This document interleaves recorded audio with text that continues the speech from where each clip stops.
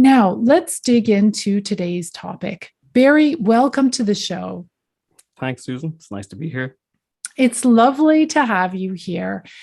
And I'm really curious about when you actually started to get interested in old pear trees. Was this a lifelong thing for you? I like to blame the dog.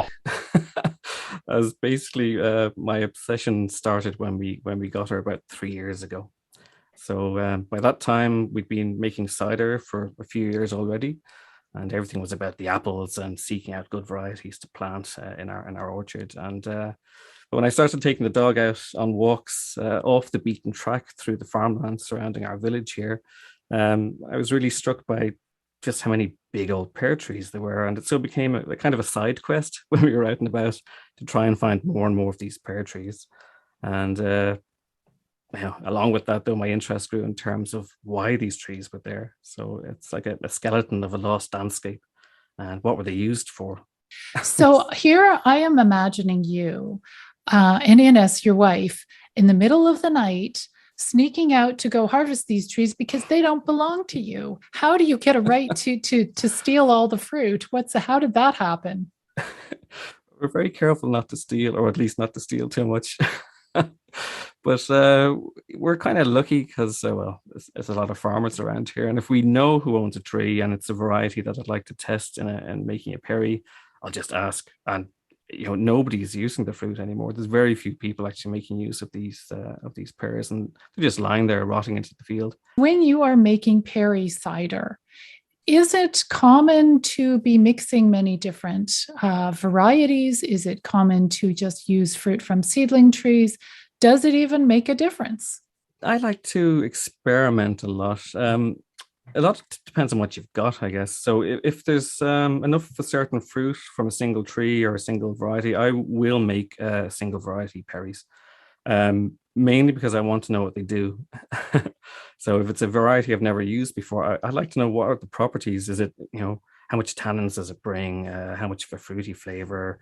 What are the acids doing? What are the properties? And but I also do a lot of blending in the press. And a lot of that is kind of, well, okay, I'm going to take some extremely tannic peri pears, stuff you just couldn't even bite into. Maybe bring in some more acidic, some lighter varieties that are more juicy, like Schweizer Wasserbeere. Trying to get a blend in my head, but a lot of it is trial and error. And if I find that it works, I'll repeat it. If it doesn't work, then the following year, because you only get a chance to do it once a year, the following year I'll maybe tweak that recipe if it's going in the direction that I want. A lot of the people listening to this show grow fruit trees, and many grow pear trees, and many maybe Bartlett pears or any of the modern varieties. Would those be appropriate for making perry? Can you just juice and ferment your Bartlett pears and turn up, have a really nice perry as a result? So yeah, you can make perry from dessert pears, but it has its own challenges, let's say, um, compared to using perry pears. Perry pears have usually massive amounts of tannin. Uh, so you can't bite into them. You can't eat them. You pick them from the tree and you go, God, that's a juicy looking pear. And you bite into it and your teeth just go furry and it's like pulling your cheeks together. And most people just have to spit them out. They've either got massive amounts of acid and massive amounts of tannins that they're totally inedible. So you've stories about going back a couple of 100 years, but peri pears being certain varieties being so tannic that even the pigs won't eat them. So I really really like perries that have big tannins and they kind of dry your cheeks out. It's like a rich red wine. But you also have perries that are made of more acidic varieties, like thorn, for example, which I know you can get in North America, which are, let's say, more acid led and they're bright and full of summer fruit. And uh, there's a whole range there. This was from Gloria from coastal BC, British Columbia, here in Canada. Gloria writes, I won a best in class and gold medal for Perry at the Great Lakes International Cider and Perry competition this year.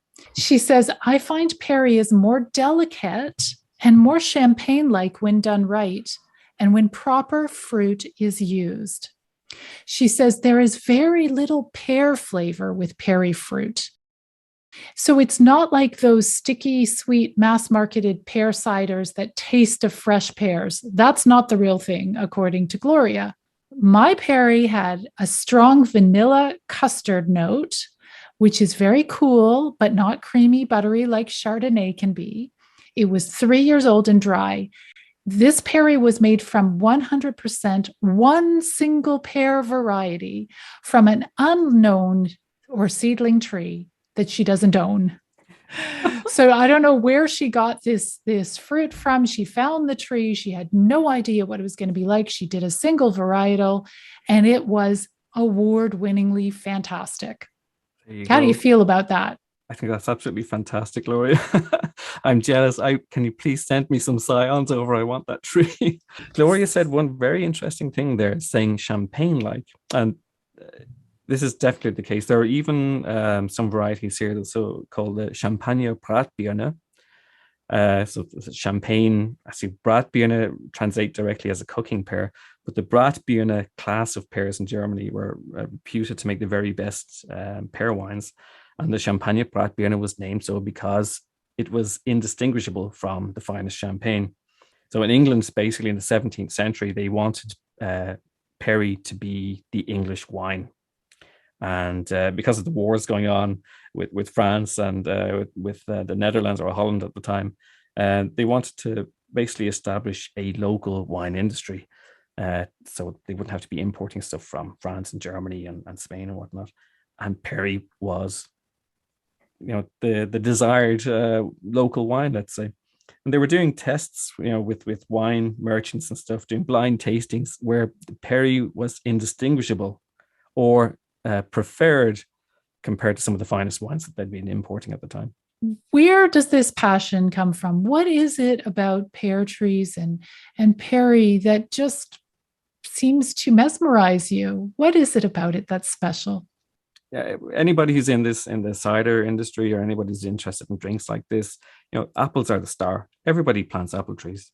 If I look around here, if anybody from the local nature conservation organizations, they're planting apple trees. And it's important. I think it's really important. They're planting old cultivars, they're preserving old varieties and old ways, and with the big standard trees and that type of thing.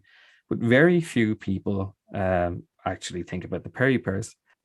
I think the more people who will take the time to plant these trees and preserve these varieties, I think it's really important. It's just such an almost forgotten drink, and it's just so bloody good. It deserves to be recognized. I think it's just wonderful. What?